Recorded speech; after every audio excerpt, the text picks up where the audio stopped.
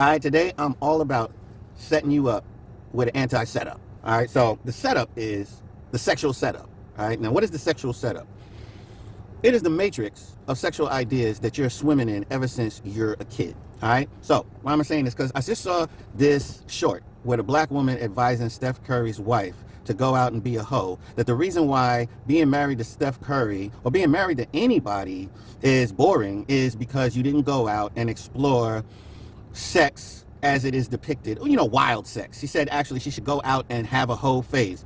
Why would women be burdened with the whole phase? Okay, the so-called whole phase. Do you know in some cultures there's no such thing as a whole phase? Let me tell you the chemistry of this desire for a whole phase. Okay, the whole phase is a setup. The whole phase is somebody's opinion of the good life being put in your face ever since you're a little girl. Okay, the people that generate and put that image of a successful sexuality in your face when you were a little girl, those people are wicked and vacuous people. Okay, eventually you're going to get to the point where you realize you wish you never were impregnated with the romanticism of foolish sex because of the damage that it does to marriages and families. Okay, and when you realize that damaging children is not worth the edgy orgasms, then you properly should start feeling like shit. All right, but the people peddling the glamour or the satisfaction of hosiery, of hoism, of the whole phase in life, those people are not, they're giving you a partial picture. They are giving you the picture of a short-term mentality picture. But this short-term mentality picture comes at the price of destabilizing your future marriage, which will destabilize your future children.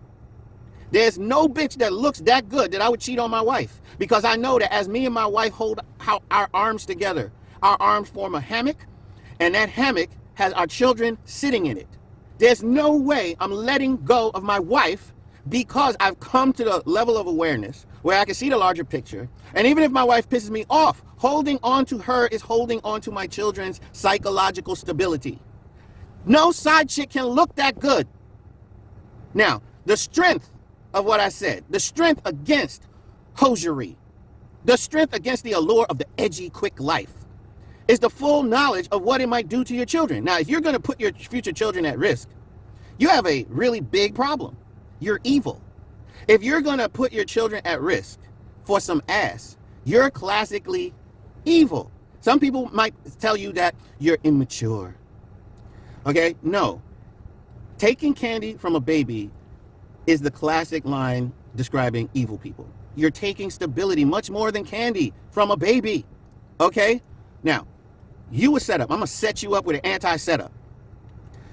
You need to understand that the people that made you want to see what this whole life was about, the people who glamorized it in the culture, set you up to compare a healthy lifestyle with a treacherous lifestyle. And they don't tell you that it's a bad setup. They don't tell you that the allure of looking into the whole life was going to cost you that much. And then when you see married women look like they're miserable because they wish they could go out with Lucifer instead of staying with Adam, they really wish that they could date Lucifer. Now, Lucifer's not even a fucking human. So they really have some unnatural lust, unmotherly lust for unfatherly men. Okay?